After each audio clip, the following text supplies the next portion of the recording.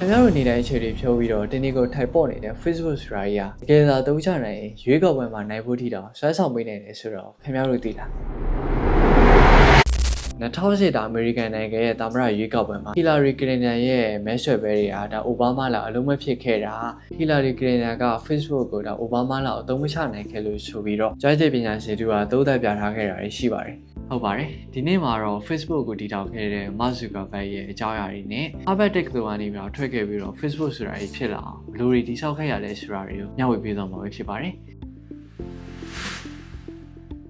Zuckerberg ကသူ့အသက်12နှစ်လောက်အရွယ်မှာကလေးကသူက ZNet လို့ခေါ်တဲ့ message ပို့တဲ့ software လေးတစ်ခုစပြီးတော့ရေးနေပါပြီ။ဒါကလည်းသူကကွန်ပျူတာကိုစိတ်ဝင်စားလို့ပါ။သူကကျောင်းစာလည်းထူးချော်ပြီးတော့ဒီ Harvard Tech တို့တော့ဝယ်ခွင့်ရခဲ့ပါတယ်။ Harvard Tech တို့မှာသူက psychology နဲ့ဒီ computer science ဆိုတဲ့ဘာသာရပ်တစ်ခုသင်ယူခဲ့ပါတယ်။ဒီချိန်မှာကလေးကသူက code တွေကိုကြွကြွရေးနေတဲ့တွေ့ကြောင်းမို့လို့သူ Harvard ကျောင်းသားတွေကြားထဲမှာသူက code genius ဆိုပြီးတော့နာမည်ကြီးပါတယ်။ဒီချိန်မှာသူရေးခဲ့တဲ့ website တွေအများကြီးရှိပါတယ်။ဒီ website တွေထဲကနေပဲဒါအရင် viral ဖြစ်သွားပြီးတော့နာမည်ကြီးခဲ့တဲ့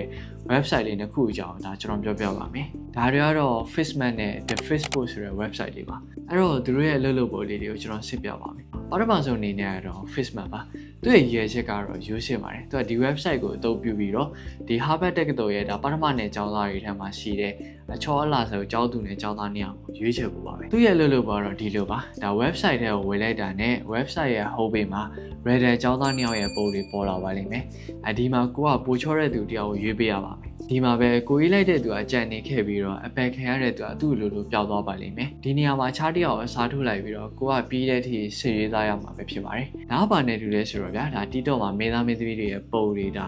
ဘောလုံးသမားတွေရဲ့ပုံတွေကိုရွေးချယ်ခိုင်းတာနဲ့တူတူပါပဲဒီလိုနဲ့ပဲဒါနောက်ဆုံးရိကြံခဲ့တဲ့ဒါချောဆုံးလာဆုံးဆိုတဲ့ကျောင်းသူကျောင်းသားတွေပေါ်လာပါလိမ့်မယ်ဒီထက်နေပြီးတော့မှဒါ Harvard ကျောင်းသားတွေကနေပြီးတော့မဲပေးပြီးတော့ဒါချောဆုံးဆိုတဲ့သူတယောက်ကိုရွေးချယ်ရမှာပဲဖြစ်ပါတယ်ဒါကြောင့်မို့လို့ပဲဒီ website ကအကြောင်းသားတွေကြားထဲမှာတော်တော်လေးကို viral ဖြစ်သွားခဲ့ပါတယ်တကယ်တော့ဒီ website မှာသုံးခဲ့တဲ့ data ပုံတွေအကုန်လုံးဟာဒီ Harvard ရဲ့ server ကို hack လုပ်ပြီးတော့ခိုးယူခဲ့တာတွေပါဒါတွေကိုတက္ကသိုလ်ကတည်ထားတဲ့အခါကျတော့ဒါ Zuckerberg လည်းရုပ်ခန်းတွေဘာတွေရောက်ပြီးတော့ခေါင်းဒီတွေဘာတွေကထိုးခဲ့ရသေးတယ်ဗျာကျွန်တော်တို့အခုသုံးနေတဲ့ Facebook ဆိုတာကြီးဖြစ်မလာခင်အခြေတခုရှိပါတယ်သူ့ရဲ့မူလအစကတော့ thefacebook.com ဆိုတဲ့ website လေးပါ website မှာဘာတွေလုပ်လို့ရလဲဆိုတော့ profile tab ပေါ်ကိုတင်လို့ရတယ်ပြီးတော့ friend တွေ add လို့ရတယ်ပြီးတော့စကားတွေဘာတွေပြောလို့ရတယ်ပေါ့ဗျာပြီးတော့ဒါကလည်း Harvard Tech တို့အကြောင်းသားတွေကပဲသုံးလို့ရပါသေးတယ်ဘာလို့ဆိုဒီ website ကဒီ Harvard Tech တို့ကထုတ်ပေးထားတဲ့ email လိပ်စာနဲ့မှဝင်လို့ရတာပါဒီမှာပဲသိတယ်မလားတက္ကသိုလ်အကြောင်းသားတွေဆိုတော့ဘာတွေလုပ်နေလဲဝါသနာပါတာတွေကရောဘာရှိတယ်ဒီလိုမျိုးပါညာပြောကြမှာပေါ့ဗျာဒါကလည်း Zuckerberg ရဲ့အဓိကရည်ရွယ်ချက်ပါပဲသူကအဝေးရောက်နေတဲ့တကယ်ကြီးတွေချစ်တယောက်နဲ့တယောက်ဆက်သွယ်ကြပြီးတော့ရင်းရင်းနှီးနှီးစကားပြောနေတဲ့ခန်းစားချက်မျိုးရရှိစေချင်တာပါကျွန်တော်ခုသုံးနေတဲ့ Facebook မှာလည်းဒီလိုမျိုးခန်းစားနေရတယ်ဗျာဒီ share တွေတော့ new feed တွေပါတယ်မပေါ်သေးဘူးဆိုပေမဲ့လည်း message ပို့လို့ရရတယ်ဒီ profile tab ကိုတင်လို့ရတယ်ဆိုတာမျိုးဟာအရင်ကကောင်းတော့နေပြီဗျာဘာလို့ဆိုဒီ share တွေတော့ post ခါလည်းတကယ်ကိုဈေးကြီးပါတယ် message တွေပါတယ်ပို့ရတယ်ပဲစာရင်အများကြီးကိုရိုက်လို့မရပါဘူးဓာတ်ပုံတွေပို့ဖို့ဆိုတာတော့ဝေးပေါ့ဗျာဒါကြောင့်မို့လို့ကွန်ပျူတာရှေ့ုံနဲ့ internet ကိုသုံးပြီးတော့ message ပို့တာတွေ friend တယောက်နဲ့တယောက် add တာတွေ profile ဓာတ်ပုံတင်လို့ရတာတွေကဒီ website ကိုဒါ Harvard Tech တို့အကြောင်းသားတွေကြားထဲမှာအရင်က viral ဖြစ်သွားစေခဲ့ပါတယ်ဒီလိုနဲ့ပဲ website ကိုတင်ပြီးတော့3ဘက်လောက်ကြာမှာ user က6000ကျော်ထိကိုရှိလာခဲ့ပါတယ်ဒါတော့ Harvard Tech တို့တစ်ခုတည်းမှာပဲသုံးလို့ရသေးတာပါနောက်ပိုင်းကျတော့ထိပ်တန်းတက္ကသိုလ်တွေမှာပါဒါ Facebook website ကိုဖိတ်ပေးလိုက်ပြီးတော့သုံးဆက်သူတွေကလည်းတဟုတ်ထိုးတိုးတက်လာခဲ့ပါတယ်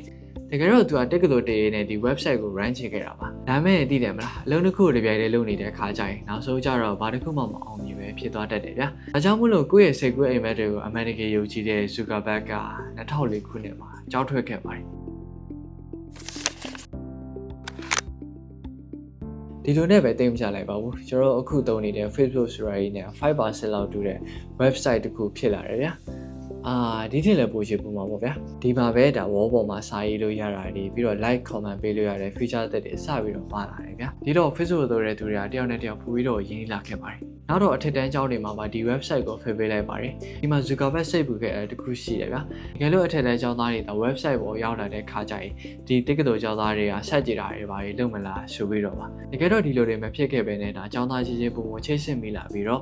ဒီ website ကိုသုံးတဲ့သူတွေကလည်းတန်းနဲ့ချီပြီးတော့ဖြစ်လာခဲ့ပါတယ်ဒီတော့ Zuckerberg အနေနဲ့ဒါ water အသက်တွေအများကြီးကိုခက်ခဲ့ရပြီးတော့ server တွေတက်တဲ့ဒေါ်လာအများကြီးကိုသုံးခဲ့ရပါတယ် ဒီမှာပဲသူကဒါ leadership နဲ့ဒါ management data တွေကိုပြည့်တဲ့ခဲ့ရပါသေးတယ်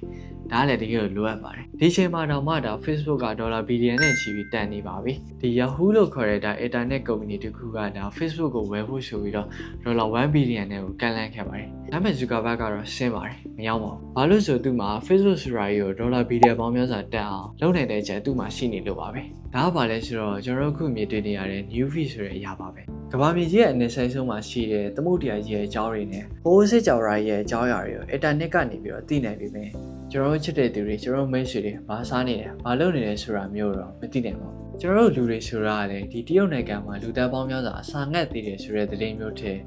ကိုလန်ထဲကကောင်မလေးတယောက်လင်းနောက်လိုက်ပါတယ်ဆိုတဲ့သတင်းကိုပဲပို့ပြီးတော့စိတ်ဝင်စားတတ်တဲ့အမျိုးပါဒီ new feed ဆိုတာလည်းဒီလိုပါပဲကျွန်တော်တို့ချစ်ရတဲ့သူတွေကျွန်တော်မိတ်ဆွေတွေဘာတွေလုပ်နေတယ်နိုင်ငံတွေကိုခီးထွေးနေတယ်ဆိုတာမျိုးတွေကိုဒါကျွန်တော် Facebook ရဲ့ home page မှာတွေ့နေရမှာပါဒါလည်းကျွန်တော်တို့လောကကိုရင်းနှီးနေတဲ့ feature တစ်ခုပါပဲဒီ new feed ကြောင့်ပဲဒါအရင် user 6 သန်းပဲရှိခဲ့တဲ့ website က user 9 သန်းအထိကိုမြင့်တက်သွားခဲ့ပါတယ်ဒါပေမဲ့တစ်ခုရှိတာတော့ဒီ website ကိုအသုံးပြုတဲ့သူတွေကဒါကျွန်တော်အခုလိုမျိုးဒါ new feed ကိုထိန်းချုပ်လို့မရပါဘူးဘယ်သူရဲ့ post တွေကိုပဲကြည့်မယ်ဘယ်သူကိုပဲ follow ထားရဲဆိုတာတွေမျိုးလုပ်လို့မရပါဘူးဒါကြောင့်မို့လို့ပဲဒါတခြား user တွေတင်လိုက်တဲ့များ post တွေကဒါကိုယ့်ရဲ့ new feed မှာလာပြီးတော့ပေါ်နေမှာပါဒီထဲမှာဒါကိုယ်တငယ်ချင်းတွေက post တွေကနည်းနည်းပဲပါပြီးတော့ဒါတခြားလူတွေရဲ့အရေးမပါတဲ့ post တွေ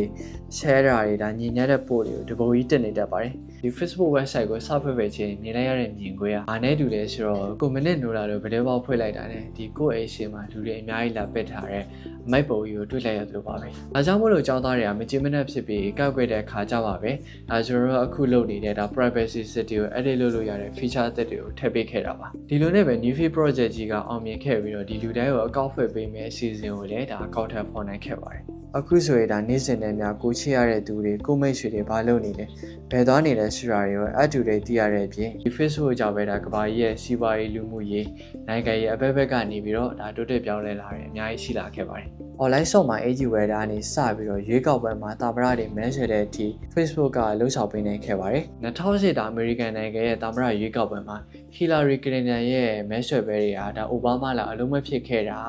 Hillary Clinton က Facebook ကိုဒါအိုဘားမားလောက်အသုံးမချနိုင်ခဲ့လို့ဆိုပြီးတော့ကျွမ်းကျင်ပညာရှင်တူကသုံးသပ်ပြခဲ့တာတွေရှိပါတယ်ဟုတ်ပါတယ်မြန်ဆန်လောလာတဲ့သတင်းစစ်ဆေးမှုတွေနဲ့ Facebook ကကမ္ဘာကြီးကိုပြောင်းလဲမှုတွေအများကြီးဖြစ်စေခဲ့ပါတယ်အခုဆိုရင်ဒါ Facebook ကိုအသုံးပြုတဲ့သူက3ဘီလီယံကျော်လောက်ရှိပြီးတော့ဒါကမ္ဘာလူကြီးရဲ့8ဘီလီယံနဲ့တွေ့ရင်လူ3ယောက်မှာ1ယောက်ကျော်လောက်က Facebook ကိုအသုံးပြုနေတယ်ဆိုတာပါပဲ The Facebook.com ဆိုတဲ့ website ရဲ့နာမည်ကိုလည်းဒီ2005ခုနှစ်မှာ Facebook.com ဆိုပြီးတော့ပြောင်းလဲခဲ့ပါတယ်အခုဆိုရင်ဒါ Facebook Messenger Instagram, WhatsApp ဆိုတဲ့ application တွေကိုစုပေါင်းပြီးတော့ Meta ဆိုတဲ့ platform တစ်ခုတည်ဆောက်နိုင်ခဲ့ပါပြီအခုနောက်ဆိုဈေးကွက်တာပေါ်ရဆိုရင်ဒီ Meta platform ရဲ့စုစုပေါင်းတိုင်ကြီးဒေါ်လာ 1.5 trillion ရှိပါတယ် trillion နော်ဒါ billion လည်းမဟုတ်ဘူး million လည်းမဟုတ်ပါဘူးဒီနေ့ခေတ်ကမ္ဘာရဲ့ဆက်သွယ်မှုပုံစံတွေကိုအရိုးစေးဆုံးနဲ့အလွယ်ကူဆုံးဖြစ်သွားစေဖို့တင်Zuckerberg ကတော့သူ့ရဲ့လူငယ်ဘဝတစ်ခုလုံးကိုရင်းနှီးခဲ့ရပါတယ်။ဒါပေမဲ့သူဒီလိုလုပ်နိုင်ခဲ့တဲ့အတွက်လည်းဒါသူ့ဘဝတစ်ဆောက်လုံးမှာအမြဲခုယူနေရမှာပါ။ဒီလိုမျိုးခက်ခဲတွေများလို့လာတဲ့ project ကြီးကိုအောင်မြင်မြင်လုပ်နိုင်ခဲ့တဲ့အကြောင်းရင်းကလည်းရိုးရှင်းပါတယ်။သူကရည်မှန်းချက်ပိုင်းတိုင်းကိုမြင့်ချင်မပြတ်တော့ဒီဘက်ထဲကိုရောက်ကိုရောက်အောင်မယ်ဆိုတဲ့ယုံကြည်ချက်အပြည့်ရှိနေလို့ပါ။ဒါကတကယ်ကိုသင်ခန်းစာယူရမယ့်အချက်ပဲဖြစ်ပါတယ်။ဒီဗီဒီယိုလေးကတော့ဒီလောက်ပါပဲ။စုပ်တီးကြည့်ရှုပေးတဲ့အတွက်ကြောင့်မလို့ကျေးဇူးအများကြီးတင်ပါတယ်။နောက်ထပ်ဗီဒီယိုတွေမှာပြန်တွေ့ကြပါမယ်။သင်ခန်းစာတွေအများကြီးရသွားလိမ့်မယ်လို့လည်းယုံကြည်ပါတယ်။ဒီတော့ထိုးစံတိုင်းပဲစအုပ်ဖတ်ပါလက်တွေ့ပါမှာသုံးချပါဒါတွေကကြိုးရှိပါတယ်ကျေးဇူးတင်ပါတယ်